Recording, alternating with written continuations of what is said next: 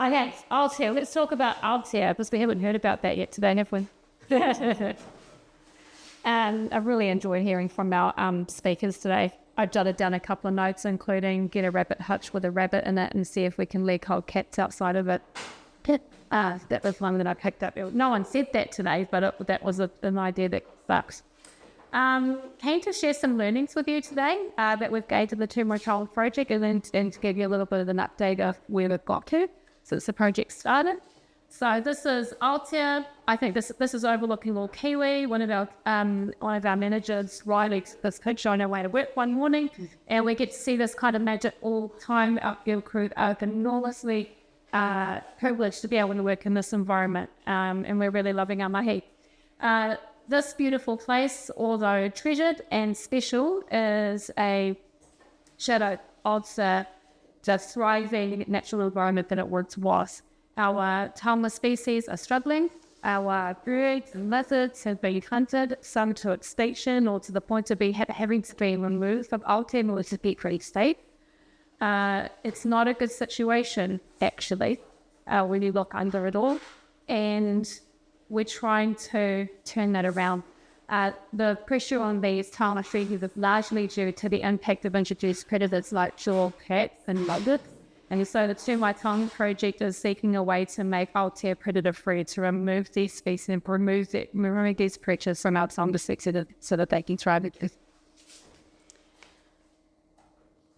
One of our biggest learning in the rat space this year has been Ngāti Mai. Now that, we don't know, that is a rat-specific toxin, which means for everything that they've tested it on, it won't hurt anything other than a rat. So the idea is that if we can use Ngāti Mai out in the environment, it's not going to hurt our taonga species, but it will remove those rats that have a huge effect on our taonga species.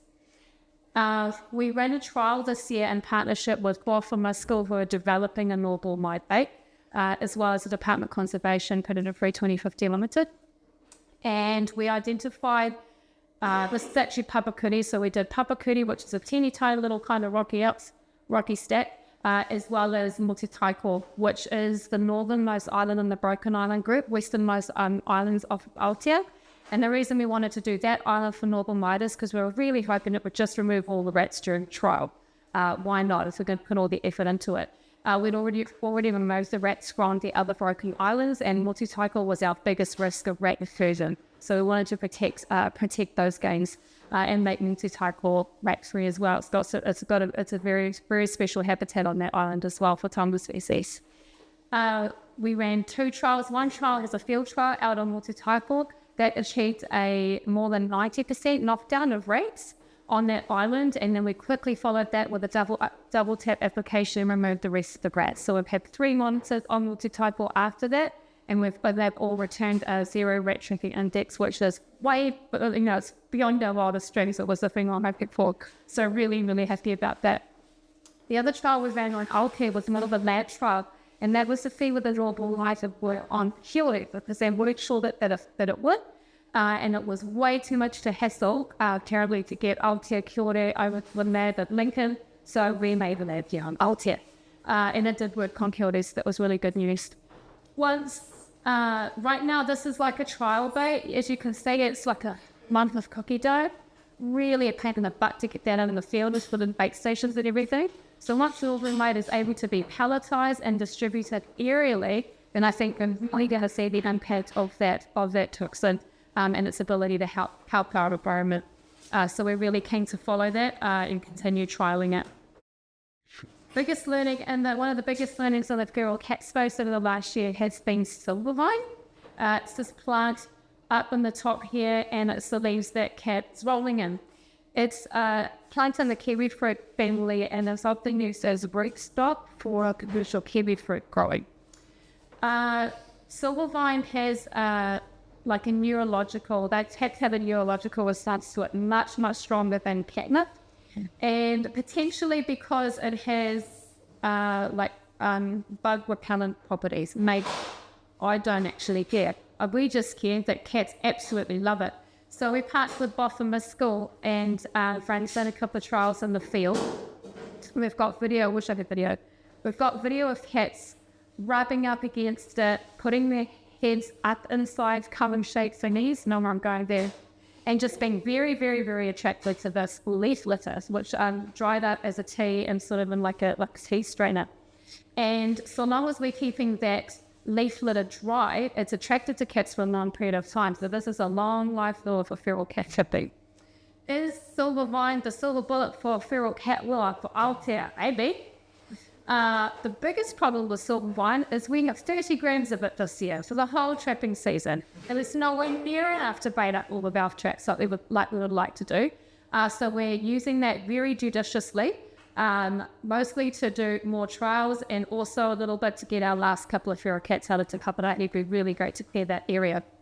With the silver vine, the reason that it'd be really great to have a long life cat lure is right now we're using rabbit bait and other meat-based baits. And that means that we have to rebait hundreds of bait stations, and our network is growing year over year. Hundreds of bait stations every couple of days, and that's really labor intensive, really expensive, and it'll make it much, much harder for us to achieve a feral cat eradication across Aotea by ground if we don't find a different way, a cheaper way and more efficient way to bait up our feral cat traps. Another huge cost savings for us is looking like it's AI cameras. So we got a couple of these to try them out, and we put them out on Papakuri actually during the Northern Mai trial just to see how the rats were interacting with the bait, where they interacted with the bait, things like that. And Chris was so excited because he's that kind with his phone, getting ping, ping, ping, rat. We've done a preliminary costing, and it's looking as though potentially replacing all of our hero trap network with AI cameras is going to work out cheaper than replacing our existing cameras, which are coming to the end of their life, replacing them with regular trail cameras. The big cost saving with AI cameras for us is that our hunters can get a notification on their phone. There's a feral cat in this spot right now, which is so much more valuable than information that's coming in that's potentially 2 weeks old. There was a feral cat at that spot 2 weeks ago. You can go and deploy traps, and that has worked really, really well for us, but we haven't cleared the last feral cats out of them. Potentially that mop-up tail can take so much longer if we don't have that up-to-the-minute information about where they are and where to go. Another learning over this past year has been partnership. Now, just going back to Chris's presentation, he talked a little bit about the Hauraki Gulf. That's a really important system, not just for us on Aotea or the other islands or for New Zealand, but globally. It's a really important place. New Zealand is a seabird capital of the world, and the Hauraki Gulf is its crowning jewel. What we came to realise as we were looking into tapping into international funding, because it costs a lot to get these huge projects through to completion, is that no one's really interested in little old Tū Mai Taonga. It's just not big enough for them. It's not impactful enough for them. So we looked around at our neighbours. We've got 2 other pretty big career projects happening on the Gulf right now, Pesarikoa Island and also Te Korowaia Waimeke. So there's 4 inhabited islands left on the Hauraki Gulf that are not yet predator free. 3 of them are already existing predator free projects like the Tū Mai Taonga project. So we've partnered with 2 other projects to form Islands of Hope towards a predator-free Hauraki Gulf. And that right there, completing that seabird highway work that has been built upon for decades through lots of work, volunteers, Department of Conservation Council, is the story that is really grabbing international audiences now. And so partnership has been a big learning for us. Also, partnering with these other 2 projects gave us an unexpected opportunity. I've been invited to also participate as part of the Tāmaki Taiao Alliance, which is a brand new fresh thing that has just been started up. Actually, we've just signed up this month, where the Sustainable Business Network is leveraging corporate sponsorship from businesses in Auckland. We have, the vast majority of GDP right here in our region, to be able to sponsor projects all across the Auckland region. And so being able to partner as the Islands of Hope meant we were big enough and important enough to join the Tāmaki Taiao Alliance. I say that big enough, important enough with respect, and I'll clarify that. All the work that we're doing, whether it's backyard trapping, through to bigger groups, is important for our environment. It's important that we're connecting with nature, that we're connecting with each other, and we're keeping this kōrero alive, that we're showing us too. The Ecology Festival year over year, learning the things that we need, that we can do better, learning about the true state of the environment, but also making sure that we keep the hope in it fluid and keep that momentum. Last learning that I want to share with you, don't get excited, I won't finish in the next 30 seconds. It actually needs a little bit of context. And it's about how iwi, our iwi, Ngāti Rehua Ngātiwai ki Aotea, has and will continue to partner with community agencies and with broader partnerships in order to deliver landscape scale conservation, because it's to bring about a Predator Free Aotea, which is something we have all said that we want. So it has iwi at the centre, and then wrapped closely around iwi is our Aotea community. Wrapped around our Aotea community are our agencies and border relationships. We can't achieve a Predator-free Aotea without all of this, and without all of this working together really well. And I think understanding each other really well. So I'm going to give you a bit of context for this. At the beginning of the project, I was hired on as an engagement person, and I very quickly realised that the project, Tū Mai Taonga project, was starting out with a negative trust value with our fund up in the north, and might seem a little bit unfair. It's just started. Well, what's the big deal? Haven't done anything, but there's a big history behind this.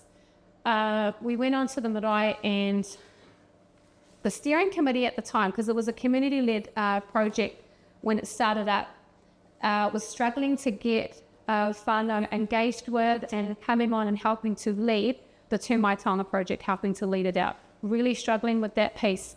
And our whānau, there was excitement and a yes, we want these things for their environment, but a grumble, we don't think that's the right way to do it, or we don't feel comfortable. And this is why. This is our rohe. This has been brought up before, but this is our rohe. This is how I present it. So we've got Hauturu here, we've got the Mokokina Island group way up here in the north, we've got Ngāti out here to the east, and those three islands have been made predator-free by the Crown in the past, and that to make a way for our Taonga species to thrive in those areas, which is absolutely amazing. But amidst those achievements for the environment, our people, our whānau, have been dispossessed from our special places. We now need permits to go there. We don't live there anymore, and we can't just turn up when we want to.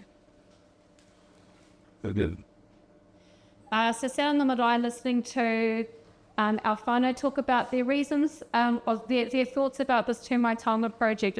We recognised that it was a really big opportunity, but that we had a lot of unresolved mamae hurt about things that had happened in the past.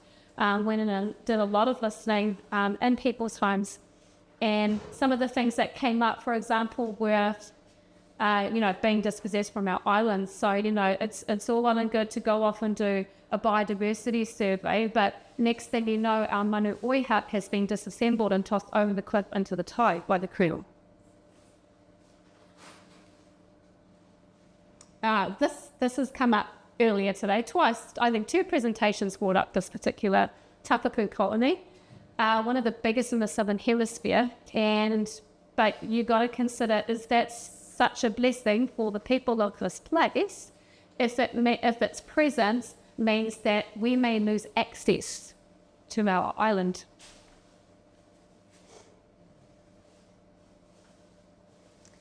We had a vision.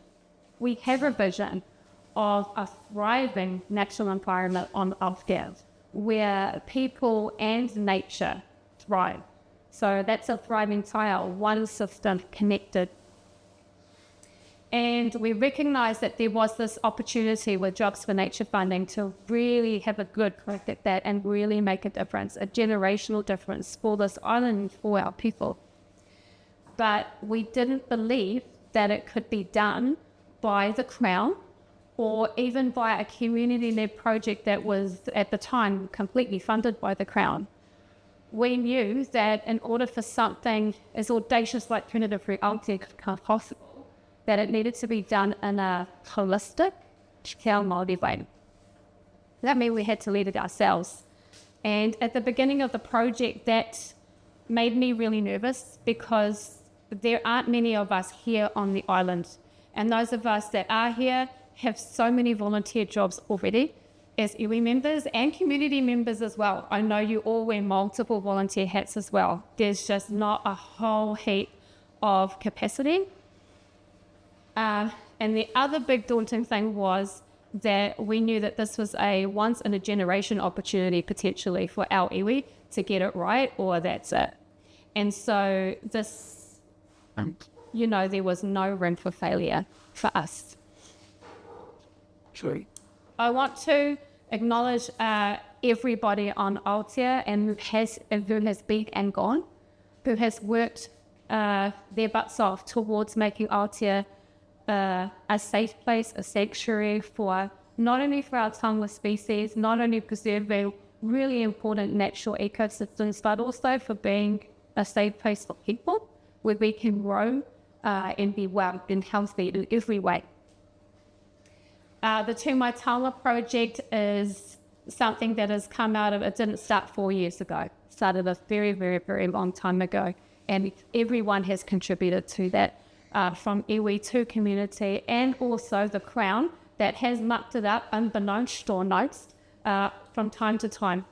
And to be able to come together as a community now, I think is a really huge win, and be able to see eye to eye and one more every time we do that.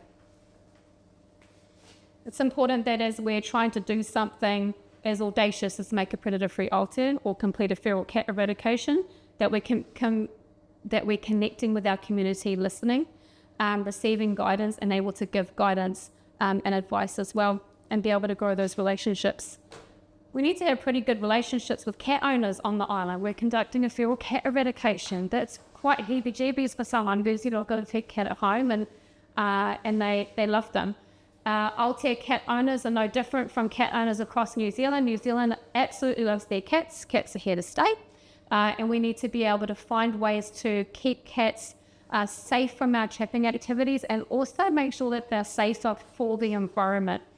And so that means that we're partnering with our agencies and our trapping groups to be able to put out really clear messaging, like your cat needs to not be able to have babies. Because if your cat can have babies and we've removed all the ferals from the island, your cat can now start a new feral cat population.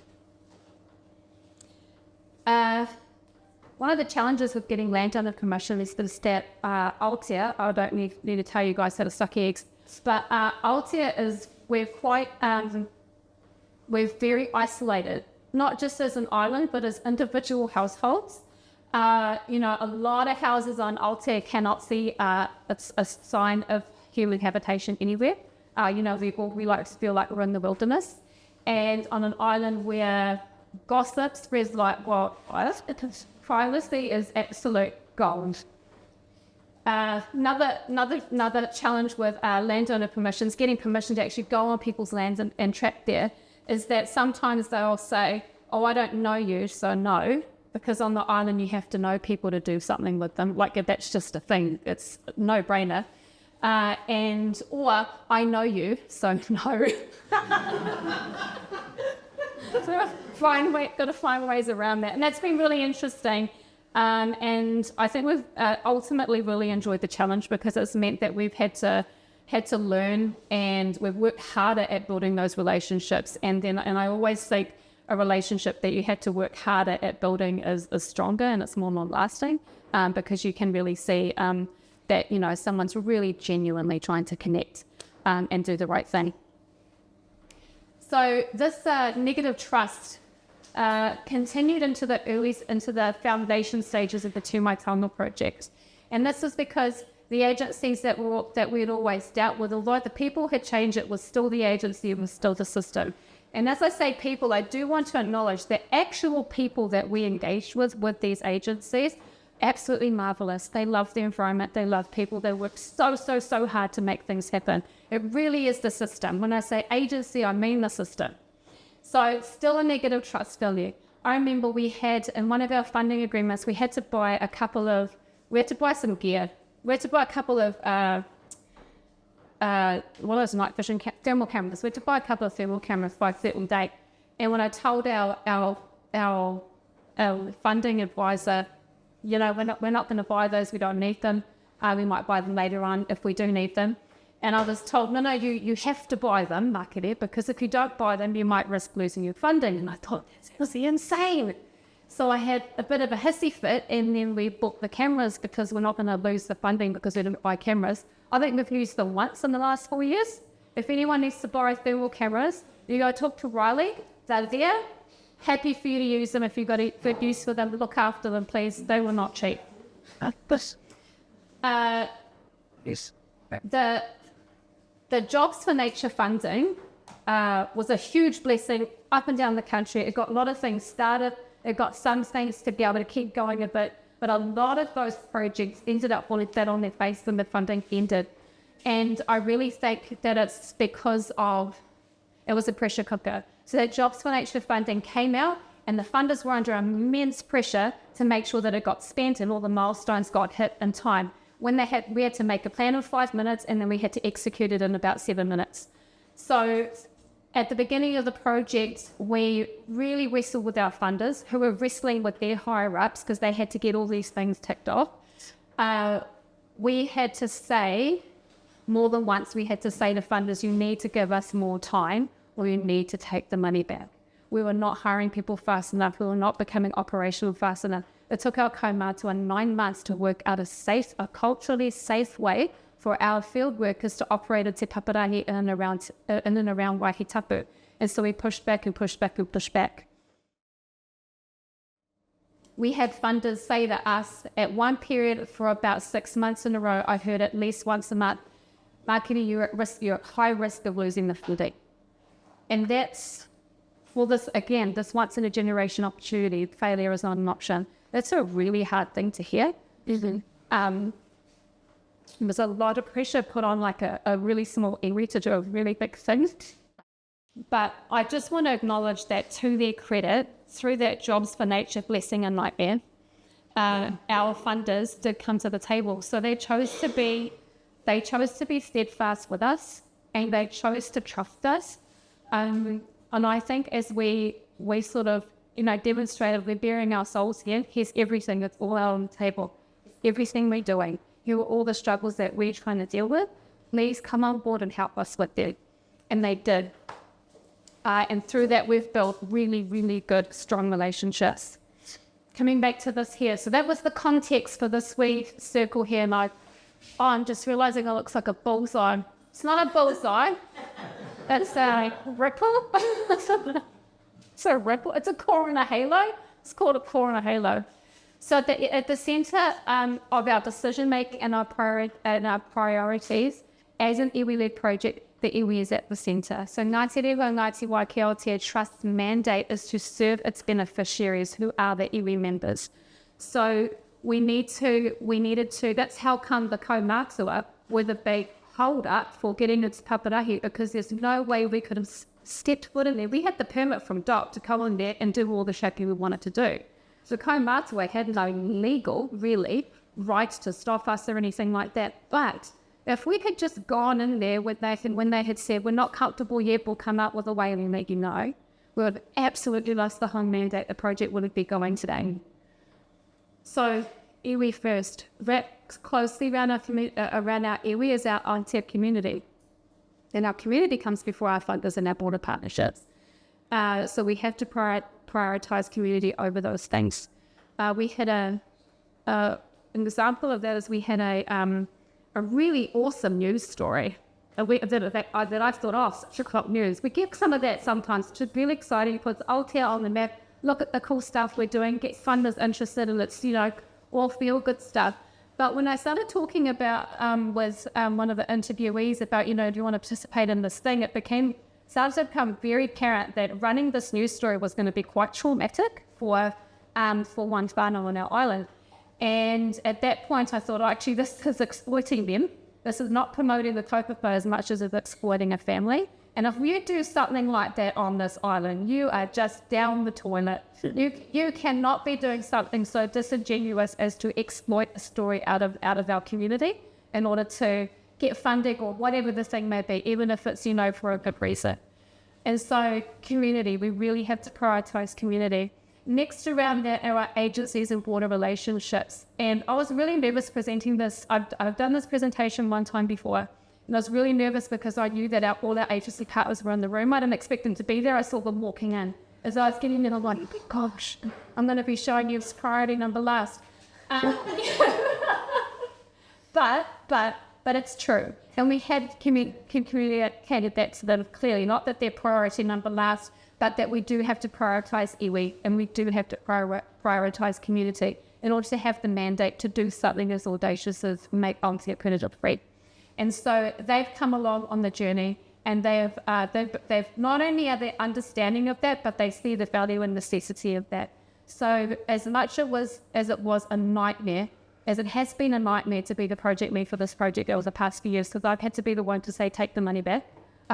We just can't go that fast, and it's really hard to do. I'd rather just say, yep, we can do it and go for it. I'm really grateful to have been held to account by our whānau and our iwi to do this thing. Because we slowed down, because we did it the right way, because we built a really good foundation for the project, our Jobs for Nature funded project didn't fall flat on its face when the funding ran out. It qualified to get follow-on funding. And it's continuing to qualify to get follow-on funding because we're doing things the right way and we've built a really strong foundation. My last thought is actually I'd like to hear from you. We're really keen to hear from the community. What do you think? How do you think we're going to achieve a predator free Aotea? What do you think the main obstacles are? I've got a QR code here. Jesse's got a QR code on her phone. I should have had it printed out, except I thought of this last night, so that isn't going to happen. People are at the centre of our mahi at Tū Mai Taonga. We're looking to restore nature and people as a continuous taiao system. In order to do that, in order to restore taiao, we need to be able to restore ourselves. And I think it's important. I don't think I need to tell Aotea people, actually. I think it hit home maybe in Auckland. But people are at the centre of all of our environmental work. We really need to remember that it's really people that we're working with and working for as we're working for and restoring te taiao. People are going to be what drives it. People are going to be what stops it when it's not right. Keep that in mind. We put our people and our taiao together. Don't separate them like we have been separated by the Crown from our whenua in the past. And don't put the environment above people. Don't put people above the environment. It's all the same thing. Come here. Sure. Yeah. Yes.